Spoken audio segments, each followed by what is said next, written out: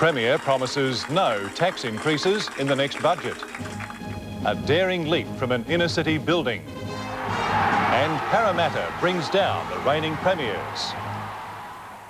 Good evening. Hard on the heels of announcing a big hike in state taxes, Premier Greiner has foreshadowed a consumer-friendly budget. Defending the latest rises, Mr Greiner promised the coming budget will have no further tax increases. The Premier was on the state's north coast today. As the federal coalition promoted Fight Back, Mr Greiner was doing his best to help New South Wales swallow the bitter pill.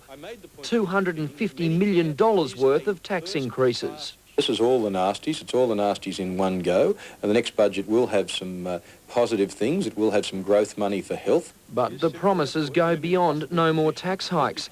Yesterday, the Premier said job cuts were out as well. We will now be in a position to have no more rounds of redundancies, and we'll be able to save jobs, we'll be able to save services. Come September's budget, the Premier will be hoping the soft landing erases the memory of added slugs on beer, cigarettes and vehicle registrations.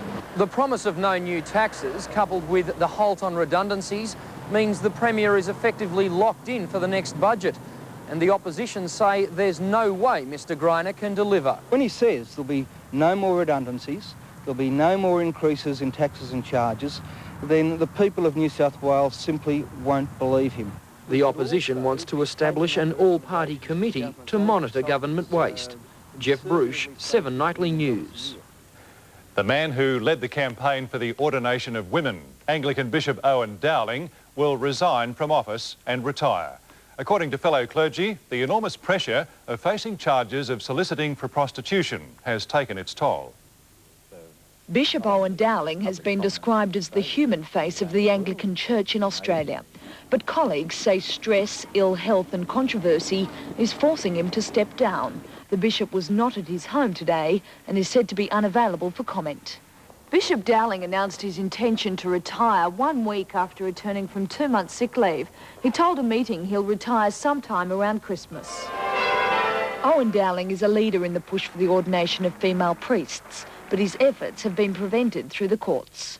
And just as slavery was eventually done away with, so this discrimination will be done away with. In March, 10 women were ordained in Perth. Without Bishop Dowling and the work that he did in Canberra-Goulburn, it's very unlikely that we would have had women priests in the church today. 1 month later, scandal. Police charged Bishop Dowling with soliciting for prostitution in a Bendigo park. That case goes back to court later this week. Bishop Dowling has delayed his retirement until after a General Synod meeting in Sydney next month. His vote could be the deciding factor in the issue of female priests.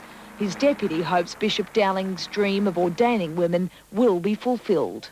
I think it'd be lovely for this diocese if he is able to ordain women before he actually retires at the end of the year. Emma Rossi, 7 Nightly News.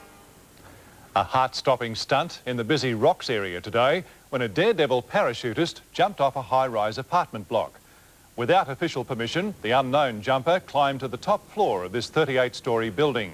After giving a final all clear to his ground crew, the skydiver climbed over the safety railing, ready to take the plunge. He pulled his chute and leapt more than 150 metres. With winds pulling him dangerously close to the Harbour Bridge flyover, his support crew blocked traffic on the street below for a safe touchdown. There was one potential snag. He headed for a landing just metres away from the Rocks police station. But with his chute tucked under his arm, the mystery jumper escaped. Abandoned newborn baby Terence remains at Bankstown Hospital tonight with still no sign of his mother. Police say a woman who they believe may be his mother called